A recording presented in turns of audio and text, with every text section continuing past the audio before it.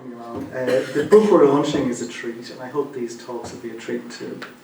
By way of housekeeping routine, please switch off your phones. You've heard that a million times at different sessions. And should there be a fire alarm, just follow me or other staff members to the front door and follow us out. Now, there's a slight change of plan because Carolyn Cooper will be speaking a little bit about her important involvement in the making of the book before Robin.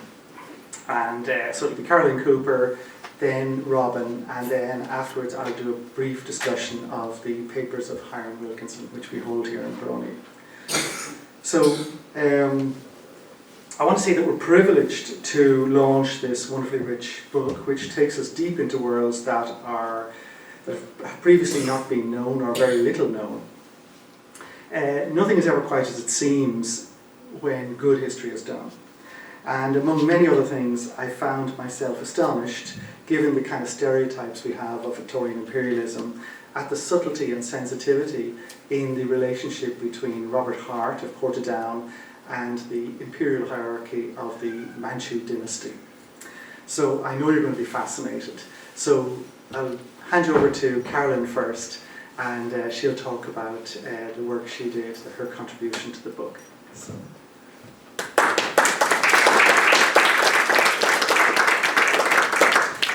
Thank you everybody for coming today to support us launching this book. I've been helping Robin with the research and I got drawn more and more and more into it. It's a shame that Deirdre Wilde is not here today because she had helped me have access to Robert Hart's diaries in Queen's University Special Collections.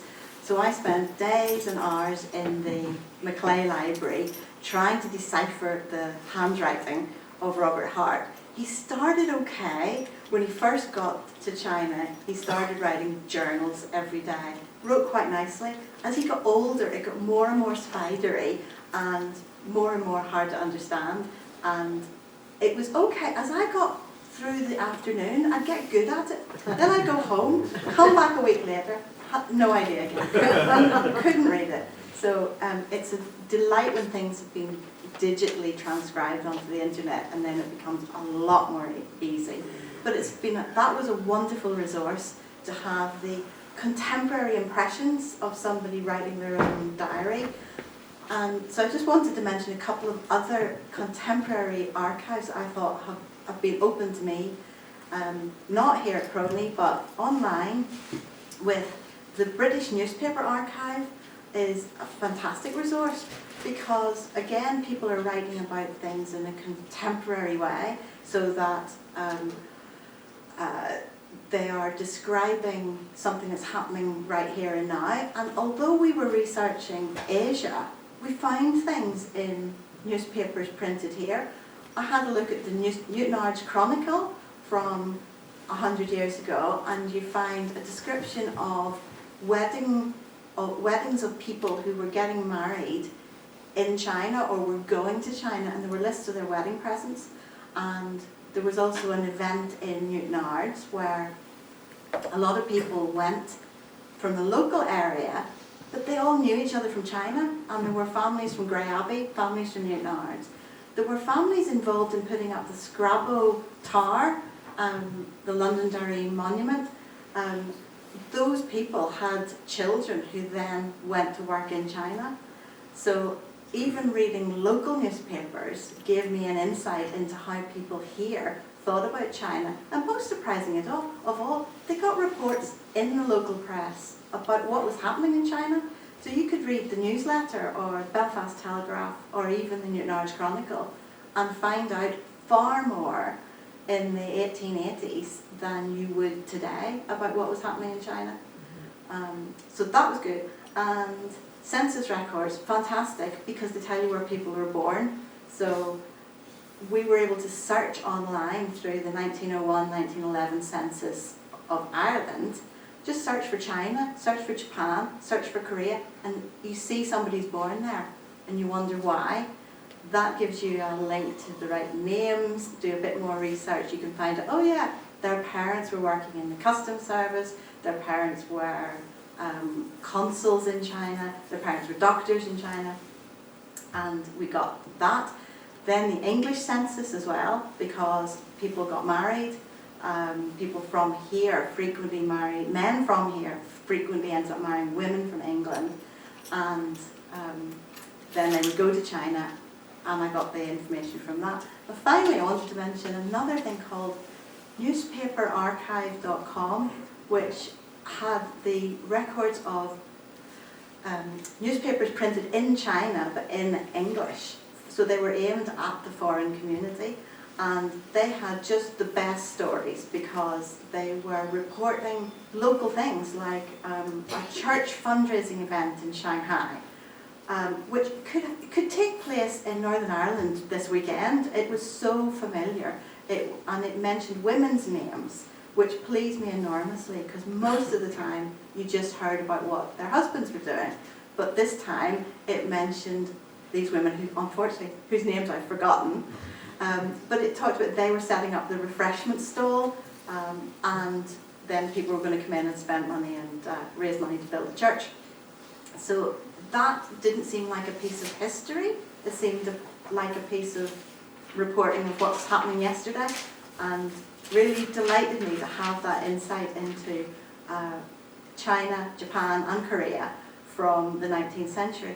So I hope that we've conveyed some of that in the book, and that if you read this, you will have some idea of what life was like for people who couldn't get there on an overnight flight with British Airways, had to travel for 6 weeks before they could get to Asia, which meant all their mail that followed them with information from their families back home, that was going to take another 6 weeks. So I think we're very lucky that we can travel the world and our information can travel the world so quickly.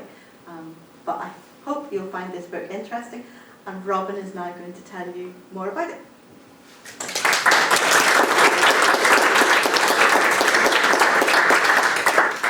Might have been Miss Kerr and Miss Crawford, do you think? Yes, thank you. Thank you. You'll find them in the book on page 297.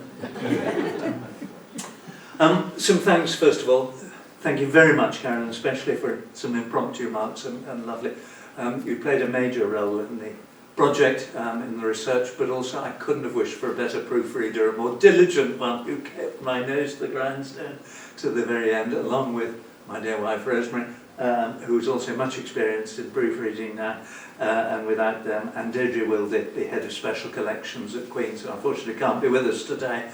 Those were the triumvirate who helped to ensure that the book was published. Thanks very much to PRONI, the Public Record Office of Northern Ireland. Deeply grateful for this launch event, to Stephen in particular and to Des, and very much looking forward to hearing what Des is going to say. We got a three-parter now, as it were. I'm not going to tell you about the book at great length. I'm hoping you're going to buy it, so why would I spoil the surprise? It took 12.5 years. It started off as a little retirement project for me, so it would take too long to go through it, but also because I'm going to touch on some of the elements of Robert Hart, but also very much want the second part of my talk about Edward McKean, who's a Belfast man, and some of his papers, significant amount of them, are here in the Public Record Office, and I spent a bit of time going through the McKean papers. And again, they're fascinating for the insights they show, and I think some of that social history elements that Carolyn's touched on come through more in the McKean correspondence and his own records than we get in the official Hart record, say with his correspondence with his London agent James Duncan Campbell. So moving on, you've already touched on, Des did, Hart's, may not be quite the right word, but empathy, I would say, with the Chinese hierarchy in particular, in the Manchu government, in the Qing government, and his ability to have that understanding of it. He wasn't unique in that, but it's interesting. This is Alexander Mickey, or Michie, is it, who's a Scot. And I think there is something about the Celtic fringe, that the Scots and the Irish got the Chinese better. The English sadly tended to be more bombastic and to say, we're the civilised ones and thou shalt do X and Y. You will have railways, for example. We're going to impose them on you. But the Irish and to an extent the Scots were more nuanced, and you see something of this. I think this is a quote we use at the start of one of our chapters. For both good and evil were the necessary outcome of our own antecedents, as are the Chinese of theirs.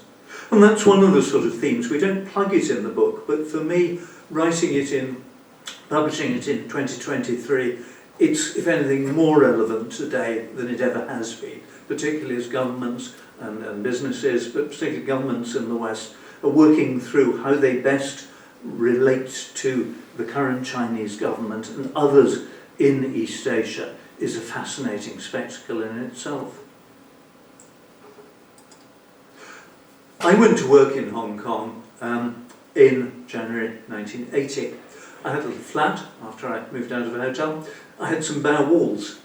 This was probably the first print I purchased to put on the walls for the princely sum of less than £1, 10 Hong Kong dollars in those days, a bargain. And sadly, it's not actually in the book because the one that I have at home is too faded and I didn't put it in, but I rediscovered this just yesterday with Rosemary's help. And why do I have it there? Well, because it's in a book published by the Hong Kong Urban Council and the Art Museum there in 1982. The book was published. And it's by an unknown Chinese artist, but the significance of the date is 1854, they think. That's Victoria City, they would have called it, with the peak rising above it. See the embryonic government house there, and the St John's Cathedral just newly built there. And that is what Robert Hart would have seen on the 25th of July when he finally reached Hong Kong, having come out by Suez. And I hasten to add, no, the Suez Canal was not there in that day, but nevertheless that was how you came. You got to Alexandria and Suez, and you then came overland for the next 15 years until the canal was built, and then you sailed on from Aden through Bombay and other locations. So that really brings home, that's what Robert Hart found when he arrived. Who was Robert Hart? Well, not surprisingly, he was born in 1835, so we don't have images of him as a child. He came to Queen's College as it then was. He graduated at the age of 19 in 1854, and he applied to join the British Consular Service in China. He had thoughts of being a missionary, and undoubtedly he would have been influenced by missionaries who would have been, probably Presbyterian predominantly, who would have been in China and come back to Belfast and given public lectures on that. And you find a tension in his early diaries, some of which have been transcribed, about his desire and thoughts of becoming a missionary, but also pursuing other routes. And this is that going to work? I didn't brief myself, I should have done. There, that's young Robert in 1866, already beginning to lose much of his hair.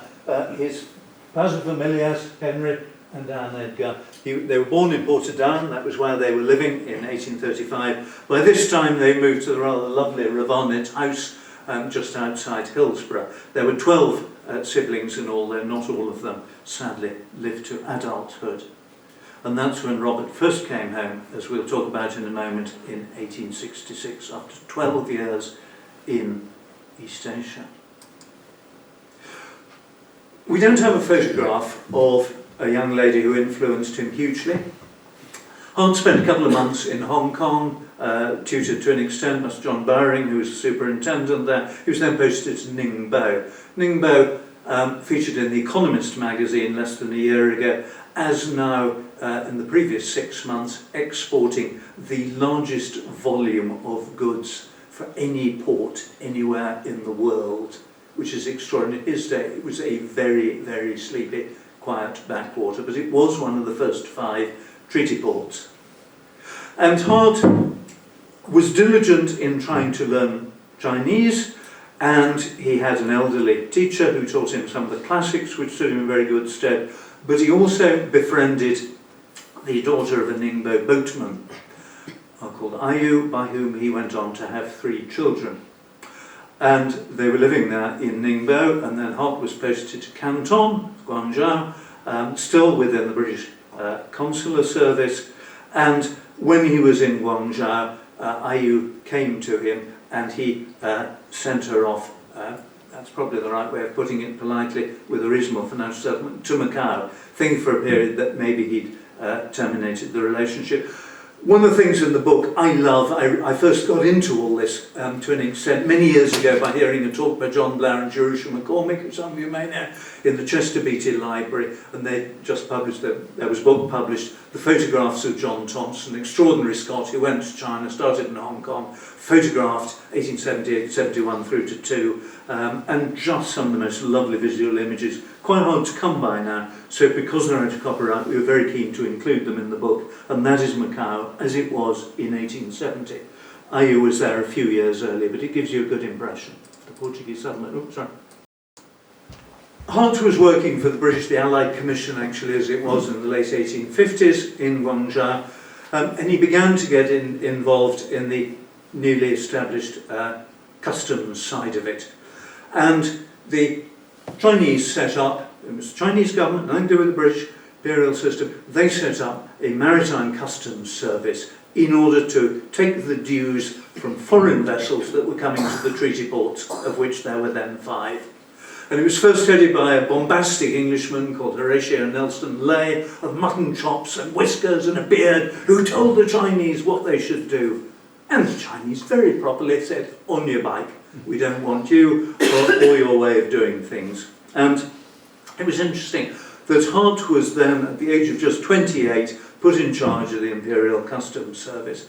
And he had a number of close contemporaries, one of whom was Prince Gong, who's very much the same sort of age as him. There were 2 or 3 others, including the Dowager Empress Shishi, who was very much his sort of contemporary as well.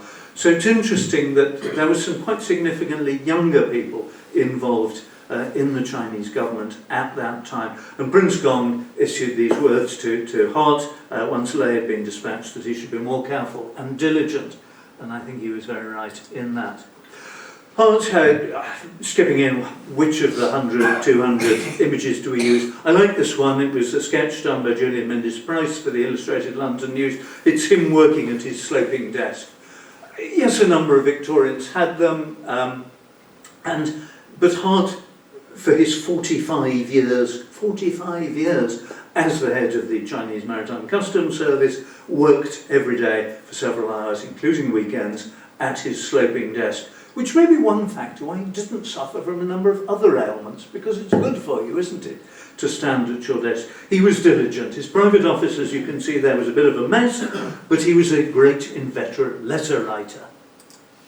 And this is just one example which came from the SOAS library that I rather enjoy, just a tiny little insight into Hart, but the role of the Maritime Customs Service. This is one of his letters to his agent in London, James Duncan Campbell, 1873, and it's about potential designs for a customs service uniform, particularly in the context of expositions, as they were then called in Paris and Vienna and other European places, when the Maritime Customs Service, headed by Hart and his London agent and 1 or 2 of his commissions, were the shop window for China. They were representing the best exhibits in China, and one thinks of trade fairs and how they worked. So they would take a range of older items, but also newly manufactured products in China, and demonstrate them, display them in European capitals and America. One of the other things he did was, during his time, no less than 132 lighthouses were erected along the 14,000 mile coastline of China. Hugely valuable, hugely important. They weren't the first lighthouses, but they're really, the surveying and the charting is fascinating. And I digress for a moment. Carolyn rightly talked about women in the book. We have included a number of first-hand accounts of theirs. One of the most fascinating is Julie Grimani, an Italian family from Londonderry, who wrote Among the Sons of Han for 6 years, and then sadly passed away, predeceased her husband. But she was sailing up the coast and in a sailing ship, and one of the old hands said, "Oh, don't take these newfangled lighthouses, it takes all the fun out of it, doesn't it? I like not knowing where you're going." But it's strange, modernisation doesn't always appeal to everybody. We talked for a moment about IU, who doesn't feature at all in one of more recent biographies of Robert Hart by Stanley Bell, principal of the primary school in Lisbon. For reasons of discretion, he clearly felt that the youth of 1985 should not be influenced with such things. But he then, at the age of 31, approaching his first home leave, he was coming back with the first Chinese delegation to London and to other European capitals, and he had been sent a photograph of the girl who was to become his wife by his aunt. And that girl was living at Ballintaggart House. It's outside Portadown, it's home of the Armagh Cider Company, and Helen Troughton is there and has copies of the book for sale, but more importantly also produces top quality dressage horses that have won many prizes at the RDS. It's a listed building, and perhaps we're fortunate it is. You go up, walk up the driveway, and it is exactly as Robert Hart walked to that front door in summer 1866 to pay his respects on Dr. Breeden's widow, Catherine, and as her husband had passed away a few months previously. He did, for a double purpose, he did then go to meet young Hester. She did play the piano for him quite prettily. He came back a few days later, and within a week they were engaged to be married. He'd asked her if she could find it in her heart to come out to China, and she said yes. Now, he had a little bit of difficulty, of course, as you might imagine, in how did he deal with the fact that with IU he had not one, not two, but three children. And being Robert Hart, being prudent and diligent and thinking ahead, he had dispatched the three children, having rather crudely paid off IU with a generous financial sum as he saw it. He dispatched the children to London and put them in the care of his agent, James Campbell, and they went to live with a bookkeeper's wife initially in East London. He wanted them to join the Indian Civil Service, but sadly that didn't quite work out. Two of them went on to have careers in Canada, and one became an architect. It's an interesting family, and there are still descendants from that family around, one of whom came to the lovely celebration that Queen's organised at Bisham in 2011, the centenary of Hart's death. Ballintaggart House, I love it because it's just as it was then. What did he say to Hester about his previous indiscretions? He said, "My dear, I conceal nothing, but I make no unnecessary revelations." What better proof of entire love than such a letter as I have written? Remember, Hesse, you are marrying me for the future. She probably didn't know, actually, at the time of the marriage. She certainly did know later, and Deirdre and Lanley have written a wonderful account of how Robert's youthful indiscretions came to his wife's light later on. Here she is. We started off thinking we might write a biography of Robert Hart, but that became a bit passé.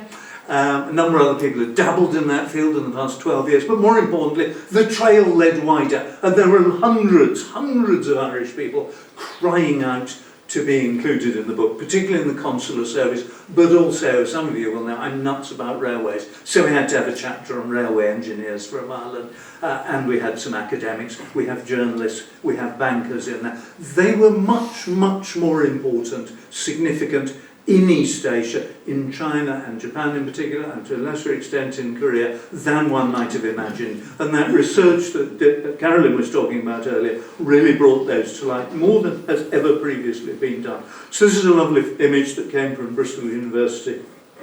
And that's Hester, photographed by Wilhelm, oh golly, somebody, a German gentleman who had a photographic studio in Yokohama. Hart was a classic English paterfamilias, using the word English in a way advisedly, Victorian. I expected great things of my children. His son, Edgar Bruce, is in the middle, and Bruce was rather his father's despair. There were two daughters, Mabel and Nolly, with Hester, and there was the son in the middle, Bruce. Bruce went to Oxford, and within his first year, he'd met a young lady, Caroline Gilson. Her dad was superintendent with the P&O line, had lived in Hong Kong for a while, and he feared that the Gilsons were gold diggers.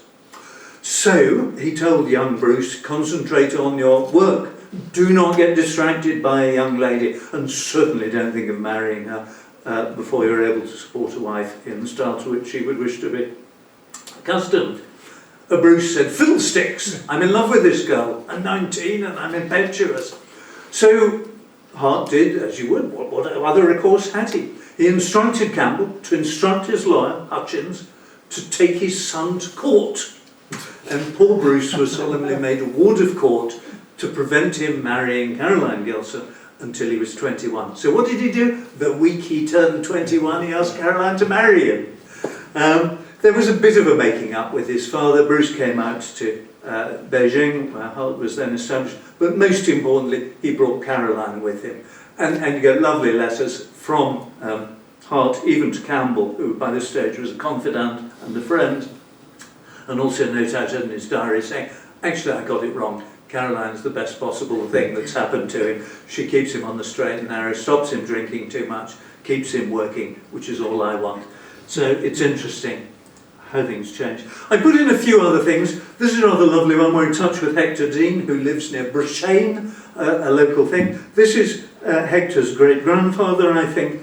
It wasn't all work, there were some other things. This is Beihai, or Pakhoi as it would have been, down on the sort of southern tip near Hainan Island of the Chinese coast. You can see enjoying themselves, a family group playing tennis.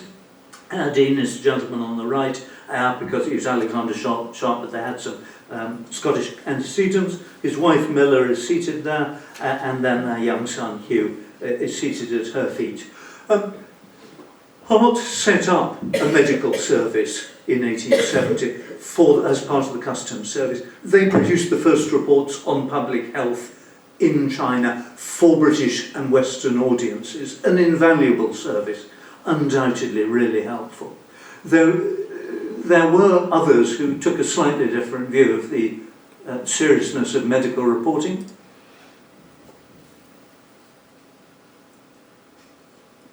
Just you can all read that. I love it. It's by Dr. John Dudgeon. I'm not quite sure. It might have been Dean, but it probably wasn't. And I think that's very true. I like in particular, they die and afterwards wire home that the climate killed them. Particularly the wiring home, which gives me a nice seg into the telegram. Hart wrote to Campbell in 1874-75, wouldn't it be lovely if the telegraph system was extended to Beijing? At that time it just started to come to Tianjin. And eventually it was, a year or so later. And fairly quickly you get Hart switching from it's wonderful to have this modern newfangled means of communicating with London or elsewhere within 24 hours to, oh, the horrors. I'm inundated with telegrams. If only they hadn't invented the bloody thing, I could get back to writing a letter. And it really made a huge importance, of course, for the Europeans in East Asia at that time. Up to the mid-1870s, it would take 3 months to get a response from London. Could take 6 weeks sailing. Till steamers had become de rigueur, to get the letter to London, the Foreign Office, let's say, and back out to a consul in a far-flung part of China or Japan at that time. So it did transform their lives to that extent. One telegram, I did look at some Hart papers here in PRONI, and I haven't actually used examples of there. There's one letter here. He responded to Lord Dufferin in that I might quote very briefly. One of my favourite ones is a telegram from Hart. He was very cost conscious. He was strong on saving money where possible, and he sent it to his agent in Portadown, and it's in the PRONI record. It's just one word: settle. And I like that. I think, yes, there's a man who makes his mind up. This letter I referred to from Hart to Dufferin, it has a PRONI reference, dated 8th November 1875, which is quite instructive in a number of ways. I mean, that time Dufferin was actually, I think I'm correct in saying, in Ontario as the Governor-General in Canada. He hadn't yet gone out, he went to India as the Viceroy in the 1880s. So it's interesting they were having that correspondence. It's on behalf of somebody who'd approached Dufferin to ask Hart to give him a nomination, some young man in Northern Ireland, to join the Customs Service. And he writes, "Dear Lord Dufferin, I'm in a rather difficult position just now about customs appointments," and I won't read it all, but he goes on to talk a little bit about the international geopolitical situation and the fact that other countries were demanding a greater share of the membership of the international grouping, the indoor staff in the Customs Service. The Russians were wanting their slice of the cake there, as well. The Germans, there were Norwegians appointed to, etc., etc. But also at that time, there were some opportunities that had been taken away. So Hart had to say no to your man. You've got to make him wait and see how things turn out. Talk a little bit about cutting the cake. This is a famous cartoon that appeared in a French magazine in 1898. It could as well have come after the Boxer Uprising. It's just before it, because that was 1900. And Hart was very conscious of concerns at that time. And those are the foreign powers which we chose in the book to give a lowercase letter very punctiliously throughout, seeking to get their share of, as it were, the cake of China. I'm not going to dwell on the Boxer Uprising, but this is quite an interesting image. It is again in the book. That's on the main street leading up to the British legation in Beijing. Beijing had some wonderful buildings, immense style, and people lived there very well. On the other hand, there were a number of less well organised, if that's the right way of putting it, with municipal drainage and sanitation being amongst the issues at that time. That gives you a feel for what it was like, and the British legation, of course, was at the heart of the foreign compounds where the members of the legations held out for 2 or 3 months in 1900. But I don't really want to dwell on that. I wanted just to pick up on one other quote from the book, from Hart, because he did survive the siege of the legations. There were fears that he'd been killed at that time because there was no communication, there were no telegrams from China at that time in the summer of 1900, and slightly apocryphal, but nevertheless there is some truth to it. The first that the British public were aware that Hart had survived was a telegram sent to Campbell, whom he used for all his purchases in London, saying, "Get on to Poole, my London tailor, and swiftly get 4 winter suits sent out to me in Beijing." So if he was up to sending for new clothes, they knew that he was very much alive. But picking up on the point, and again that Des said, this is one from Wen Xiang, who was one of the members of the Sunli Yamen set up in the late 1850s, early 1860s, that was responsible for overseeing relations with foreigners, and to which body Hart reported single-handed about the Imperial Customs Service. And Wen Xiang, and some of you may be able to see at the back there, said, "You are all too anxious to awake us and start us on a new road, and you will do it, but you will all regret it. For once awaking and started, we shall go fast and far, further than you think, much further than you want." His words are very true. And that is Hart writing in his book, published in 1901, These from the Land of Sinim, a series of 4 articles reflecting on international relations, geopolitics after the Boxer Uprising, and trying basically to make sure that particularly the German Kaiser was terribly keen on coming in and annexing physically, sending in the troops into China at that time to say hands off. And it's important stuff that there is there. The first paper he wrote to Campbell, Hart said, was to call attention to the fact that China in arms will be a big power at some future day. Written 122 years ago. Finally, some lightness of touch. Hart was very much a ladies' man, by which I mean he was very fond, as Lewis Carroll was, of relations with younger people, girls in particular. I don't mean anything improper in that. It was a Victorian theme, really. And this is a lovely one from his niece, Eva Price, who is the daughter of one of his sisters. Her father had been an army surgeon in India. And there's lovely correspondence in Queen's between Hart and Eva. And I just love this sketch that she wrote. You can see EGP in the bottom corner there. So that completes what I want to do really about Robert Hart.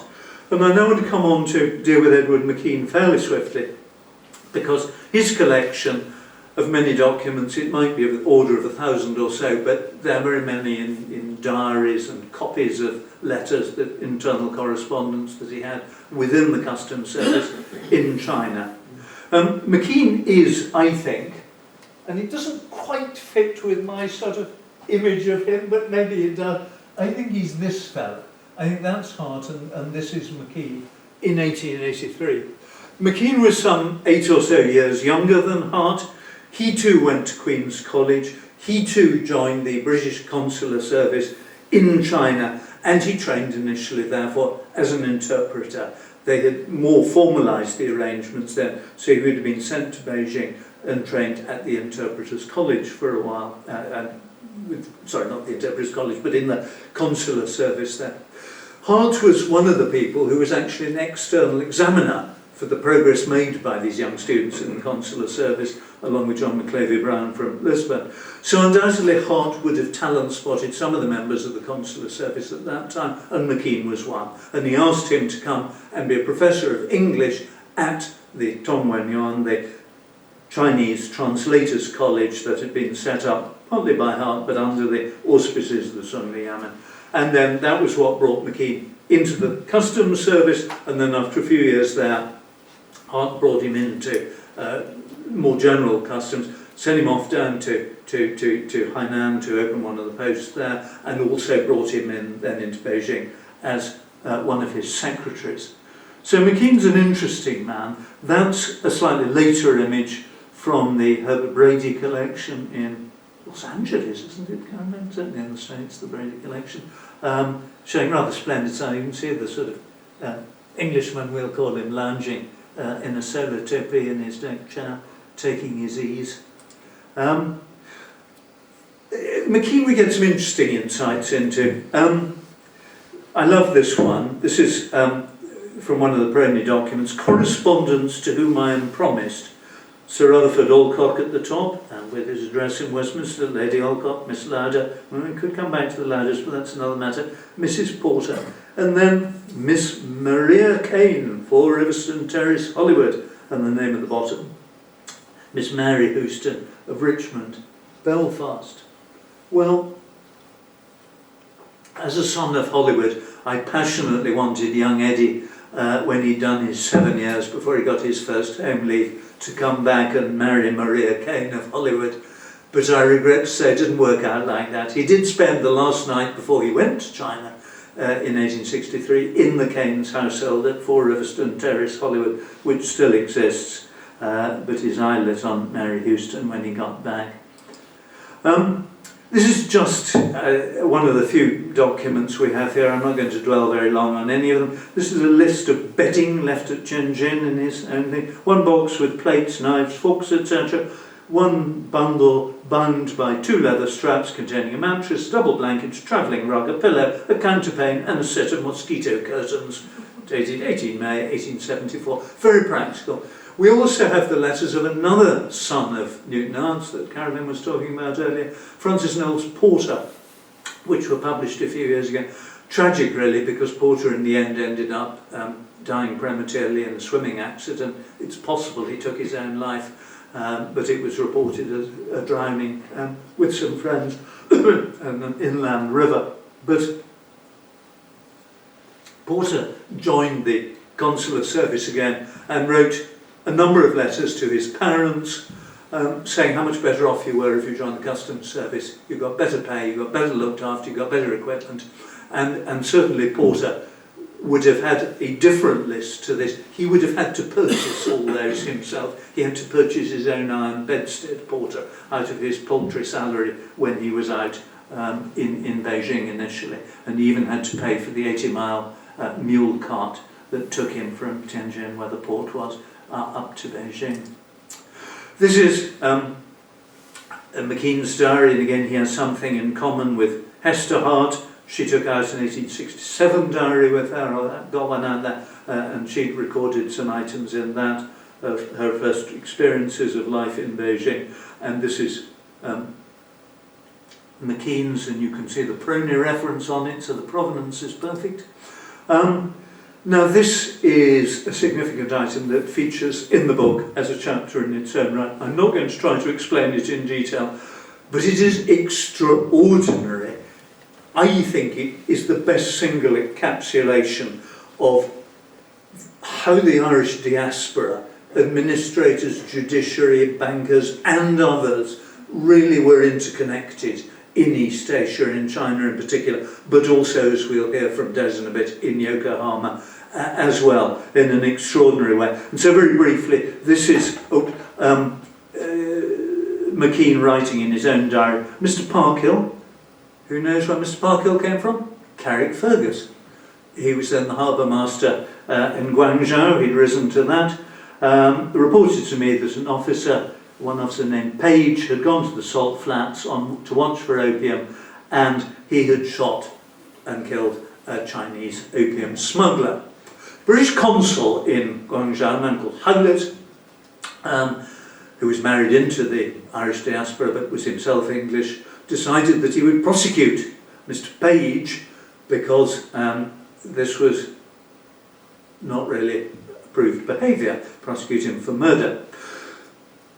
McKean was then the commissioner at Guangzhou, and he was really at the centre of the events with what line he should take with the prosecution case. A judge brought over from Hong Kong to hear the case, a man called French, Howlett leading the case. There were 2 or 3 prosecutors involved in Hong Kong, and McKean brought across some Irish lawyers, including John Francis, who's very significant in the history of Hong Kong, founded a number of charitable societies in the 1890s and was involved with a jockey club in Happy Valley too, to defend him. And the essence of the case was because the judge, French, wanted to compel McKean to produce evidence relating to Chinese government documents in a British court to say whether or not Page was effectively obeying orders. And the issue was that, interestingly, that McKean, with Hart's support, said a British court has no jurisdiction in the matter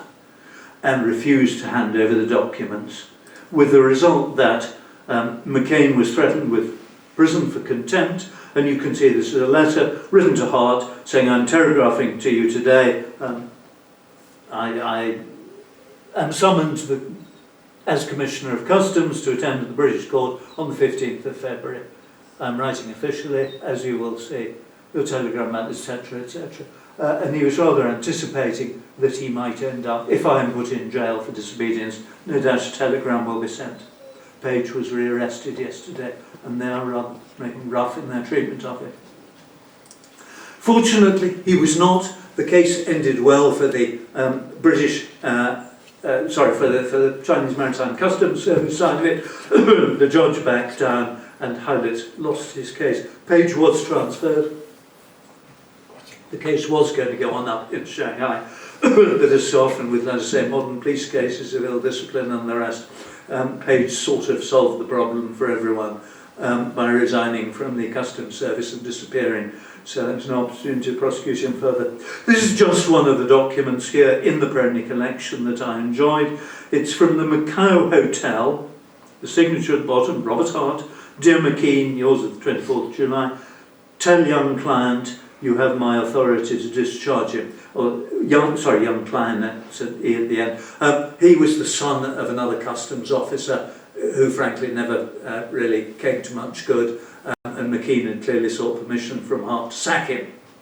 And this is Hart's permission. It's interesting because this was the time when Hart was in Macau for a while, helping to negotiate the future of not just talking with the Portuguese government, the Chinese government about the future of Macau, but also involved with, there was an opium commission, there were discussions going on in Hong Kong, and Hart was dealing with both those. On the rare occasion, he moved away from Beijing and spent some time in Hong Kong and Macau. Another character who features very sadly in the book, almost certainly took his own life when he was a commissioner, Colin Jameson, the brother of the man who started the medical service with Hart in 1870. And this is his list of wines and spirits. there's some quite nice stuff. I don't know whether now you can't quite see it there, but I mean there's serious stuff there. And rather sadly, which I found, I would love to have found, you know, Dunville's Irish whiskey or something, but it seems to be Scotch they were consuming in China at that time. But there are lots of bottles of Saint-Emilion and all good vermouth, good quality wines and spirits. And then this is a lovely one. This is, again, in the collection here, Edward McKean, Peking, care of the Commissioner of Customs, Shanghai, China. List of articles continued. This is items I assume that he sent for from London to be brought out to England. And I'm not going to go through it all, but it's family material, and it brings out the social side of it, which I love. You know, ladies' boots of a particular size and design. Children's boots, baby shoes with straps, buttons for boots, ladies' dressing gown, children's toy books, mounted, quinine, glycerin, linseed, bath sponges, boys' leather belts, powder puffs, and Vaseline and toothbrushes. So much of life doesn't change. Many of those things we would still happily used today, I suspect, 150 years on. McKean was angular, in one of my favourite phrases. Nick, I know you'll remember David Watkins would accuse colleagues in the civil service of being angular. Not quite sure that everybody used the term, but it means bloody difficult on occasions. And McKean was. He didn't mind who he wrote to. He wrote to James Hart, who was Robert Hart's younger brother, accusing him of either being indolent or drunk, or possibly both. He wrote to McLeavy Brown, telling him that he should have paid better heed to the instructions, otherwise he must have been asleep when you read them, because otherwise you wouldn't have written as you did. But he was also a family man. And at the end of the story, before I just read this passage here, Hart posted him when McKean came back from leave when McKean was only 51, to Chongqing, where the Chinese nationalist government were during Second World War, well inland, not a great place for families. They now had a young family. There were two boys who became lawyers and a daughter as well, I think, came back to Belfast. And McKean sent a telegram to Hart saying, Chongqing impossible. And so, as a result, Hart said, well, tough chum, it's either Chongqing or nowhere. And Hart then writes to Campbell saying, McKean has made it impossible for me to post him anywhere else. He's going, I rather regret it, because he was a good man, but he had a hard head on him. But this is him writing to his son at a very young age. I am very proud of you, and I do love this, especially for those in the background, because it brings in railways again. I am very proud of you because you learn to read, and because when you go out on the railway, you don't get frightened. I'm buying a book for you, but I don't see any horses for shoots. Shoots, I presume, is not the sibling, the younger one. When he learns to read, I will buy him a book. Be sure and tell him to read. I want you to keep on being a very useful boy and to do all that you're told to do. The boys in London all do that. And so did Auntie when she was a little girl. You're to give her a kiss, and I say that I send it. Kiss Shoot and little sister, and say that it comes from their old father. Isn't that lovely? That's the end of my talk on Edward McKean. This is an image that I found in PRONI recently. It's Sir Hiram Shaw Wilkinson. Before I hand over to Des, you'll give the official line. I find him a fascinating man. His son was shot by the IRA when he went out to defend a police barracks, despite being a minister of religion near Downpatrick in 1920, I think it was, and died subsequently. He went out to help defend the place in his pyjamas.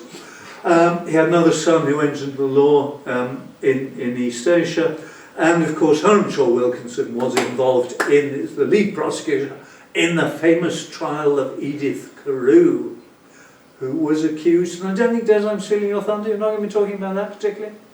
A lovely book by Molly Whittington Egan, I think it is, something like that. And basically what happened was that Edith Carew was an English girl who wanted advancement in the Far East, as she would have called it then. Her eye lit upon a slightly older man, Walter Carew, who she thought had career prospects in the Consular Service. Sadly, he didn't. He took to drink, and he wasn't a very good worker, and he ended up as club steward in Yokohama. And Edith got rather fed up with him and wanted somebody, frankly, who got a bit more get up and go. So what did she do? She resorted to poisoning him over a period of months with tinctures of arsenic into his dinner. Now, to be fair, there was some medical evidence suggesting that little bits of arsenic might have been unhelpful for his lumbago or whatever it was, but... and the point of the story, again, is quite extraordinarily. She was prosecuted for murdering her husband. She was found guilty. She was given a reprieve. She was found guilty and sentenced to be hung by the neck until she was dead. But she was reprieved. She did spend some years in prison, and then she was let out after a comparatively short period of time, 5 or 6 years, something like that, or whatever. But again, you bring together bankers, a medical doctor, somebody who'd been in Queen's, Edwin Wheeler. You bring John Carey Hall, who heard the inquest, a member of the Consular Service from Coleraine. They're all featured together in that similar trial, and it's fascinating how you get this. You would think they're individuals, but no, they come together in these exciting multicultural events. And on that note, I will shut up. Des, please.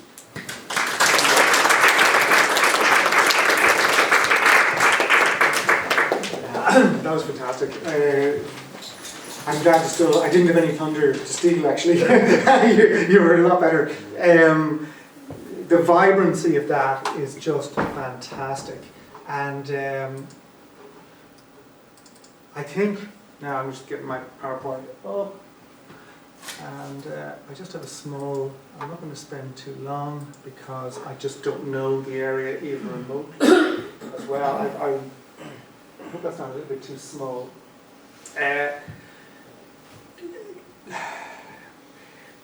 One of the big joys of history is finding out new worlds. And there's no way you can find out new worlds without getting details. I describe myself as a historian rather than an archivist. You can't have history without archives, but I would have started out in the typical academic way historians do. And when you start off, a lot of history work is just abstract and generalized, and it tends to look for what are regarded as themes and cycles and abstractions, really. And I really got taught a lesson when I worked in the Dictionary of Irish Biography, because then I suddenly realised actually it's all people. Life is people, history is people. And there's no way you can understand anything without starting with people, and there's no way you can understand people without looking at details, incredibly small details. That's what grips you emotionally, it's what causes pathos and brings about empathy, and also by showing the strangeness of other lives, it brings you closer to other lives and helps you to reflect on your own life and our own lives. And, well, there couldn't have been a better introduction to that than what Robin just did. I'm only going to describe the records in brief. One of the other things that history does, that good history does, is it shows you how much remains to be done. It opens up a world, it explores that world a little bit, totally blows your mind, and then shows you how much more needs doing. And Hiram Wilkinson is really only a small figure, you know, even though Robin was talking about some of the fascinating things he did, he's only a small figure in the book. But there's a huge amount of stuff still to be done on Hiram. And PRONI has a pretty big archive, and I'm just going to describe that archive, and hopefully somebody will be inspired before Robin does it himself, or maybe with Robin, I don't know, to go and do the work on Wilkinson. And what I can guarantee is that when you do it, you'll come up with a whole lot of surprising things that nobody would have guessed before. That's what always happens. History is worth doing because nothing ever happened the way you think it did. And that's what everyone finds out when they start doing research. Wilkinson, before I describe the papers briefly, and I'll judge and diplomat, he was in Japan 1864 to 79, and 1897 to 1900. He was in China, 1880 to 97, and then at the end of his career, up to 1905. Then he came back to Draperstown in Derry, Londonderry, and that's where he died in 1926, a couple of years after his son tragically died. Now, before I go into Wilkinson, I'm just going to very briefly cover a wide range of stuff that PRONI also has in relation to China and Japan. And I thought there's a good way of introducing that. This is a little hand-drawn map of China in 1900 from the Enniskillen papers, and it's just so gorgeous I wanted to show it to you. And it's got there, it's a real Lord of the Rings type map. It's got all sorts of interesting things, Tartary, the Mongols, a beautiful little map, and I assume that it came from the McCartney expedition, the McCartney mission to China in the mid-1790s, and probably from somebody who was involved in that mission and did the little map, possibly when they came back. So, and of course you see Japan. So Japan and China, two beautiful little things. And the kind of sources we've got, before I go on to the Wilkinson papers, way back on Japan, we've got correspondence with Thomas Ord, Chief Secretary, advising on the creation of a China company on the same lines as the East India Company. They were looking at this back in the 1780s. Then 1868, HMS Serpent visiting Nagasaki port for the first time, and the excitement of the crew as they approached Japan. Annesley papers, we've got some excellent, not a huge number, but some excellent photos of Japan, 1870s, 1880s. Another series in the Nugent papers, two very nice albums of photos of Japan and China in the 1880s and early 1890s. A manuscript history of Japan and Japanese art, about 1900. And again, it's interesting because the empathy that arose quite often between, I suppose, Europeans, British, possibly Irish and Scottish preeminently, and the Chinese. They could see China was an enormously complicated civilization. So, and yet it was very alien. So you get an awful lot of people, they had to learn Chinese. When they went to Africa, they didn't tend to learn the tribal languages. So they tended to have, they did sometimes, but... My father did. Oh, did he? All right, okay. But they clearly had an extraordinary civilization to deal with. And that was and it was alien. And that's part of the impressive civilization, it's part of the empathy in a way, paradoxically. And Hiram Wilkinson's son and Wilkinson himself and Hart were students of China and Japan, serious students, and that sort of thing changed European life enormously. So we've got that, and then we've got, right up to the 1980s, correspondence between John Hewitt and David Burley, who's an English language teacher in Japan in the 1970s, 1980s. So that's a huge range of things. China, we've got merchant correspondence on trade in the China Sea region in the 1730s. We've got quite a bit of stuff in the McCartney papers on the mission to China. We've got that hand-drawn map of China. And then in the Dufferin correspondence, we've got some of the people that Robin mentioned. We've got correspondence with Rutherford Alcock, who's a Japanese specialist, Dunlop, a journalist, editor of the Asiatic Quarterly, and Bert Shaley, who was writing a history of Japan, Burma, and China in the 1890s. And so there's an awful lot of very serious work going on. And now, Robin gave me this picture, and even though you've got it here, actually I thought it was in Queens you got it, I didn't realise it was here.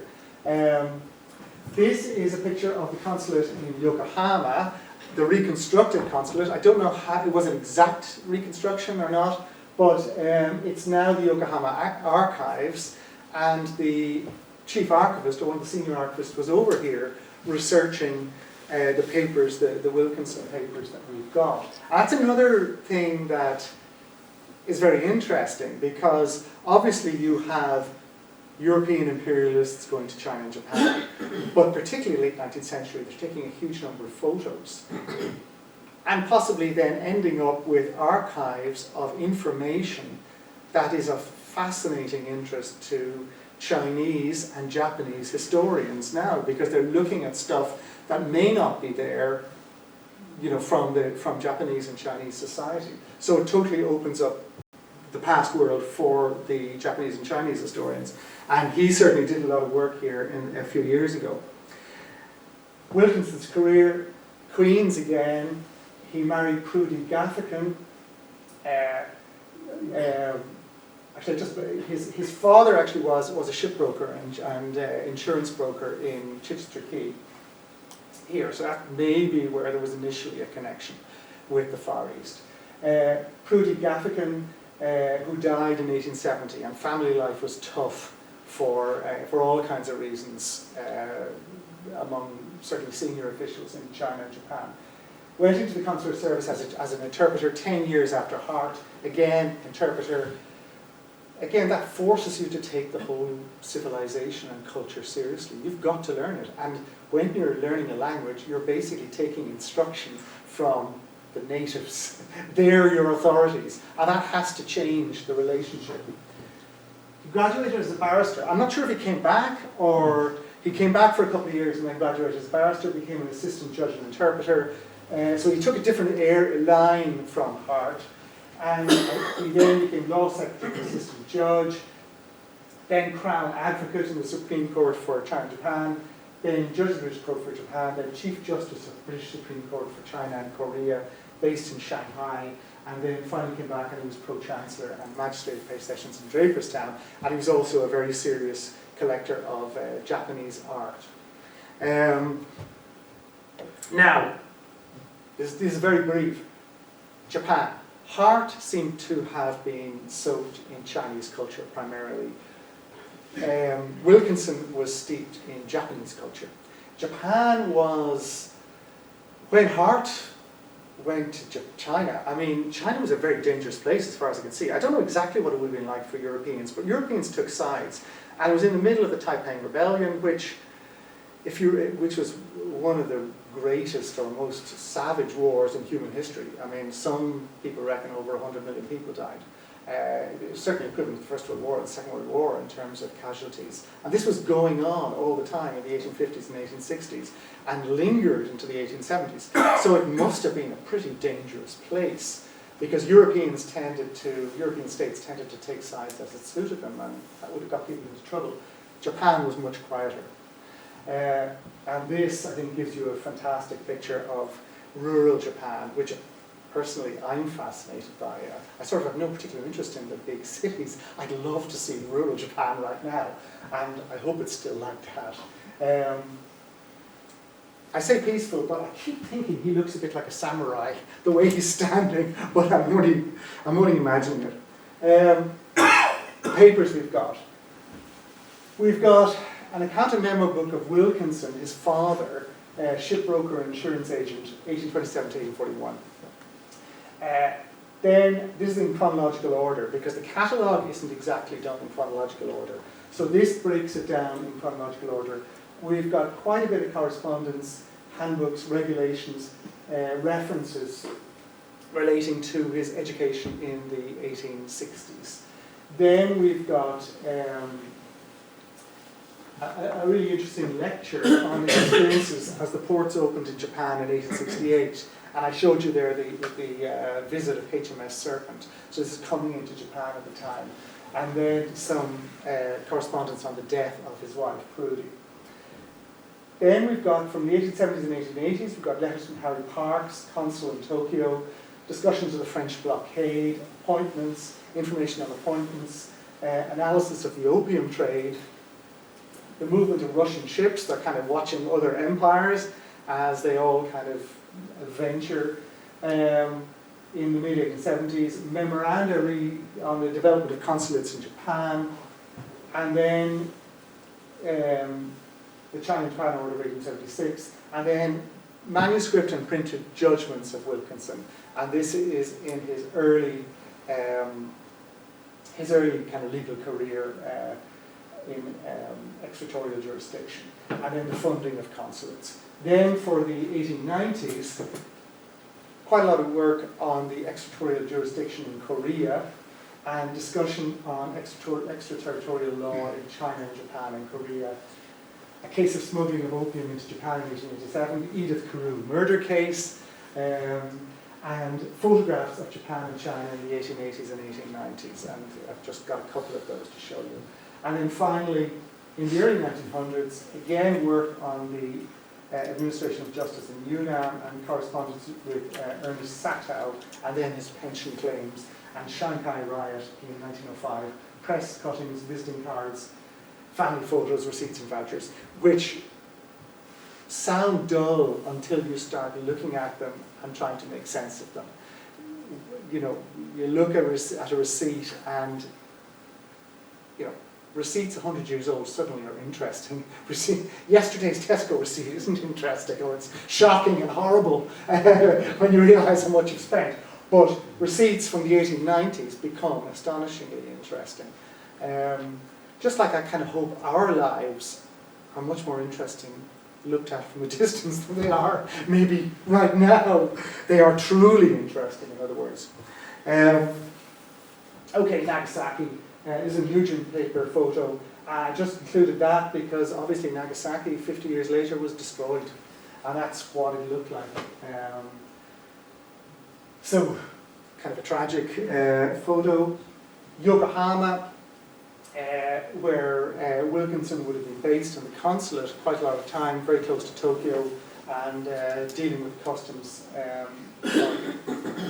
stuff being imported into Japan.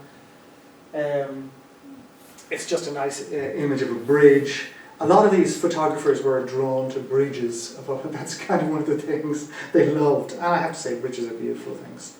Then this is kind of, I just picked a couple of interesting ones. This is from the Hart, or from the Wilkinson photos, and it's just a picture of whether that's one of his cameras that he decided to take, but it's just got an interesting quality to it because you're seeing the Western photographic apparatus in Japan. Then there's another one, and there's a huge number of these kind of photos, the Nugent collection. These are Japanese coolies.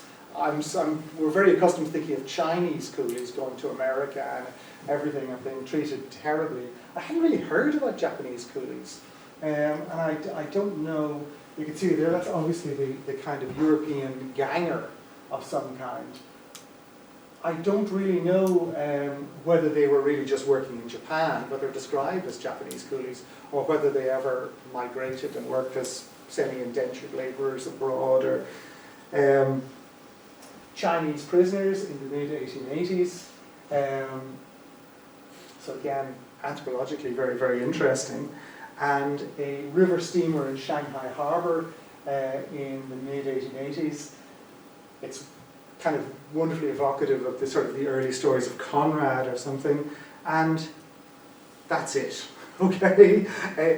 Work on the Wilkinson papers, and they will astonish you as well, just the same way that the Hart papers are astonishing. So, do you want to answer any questions?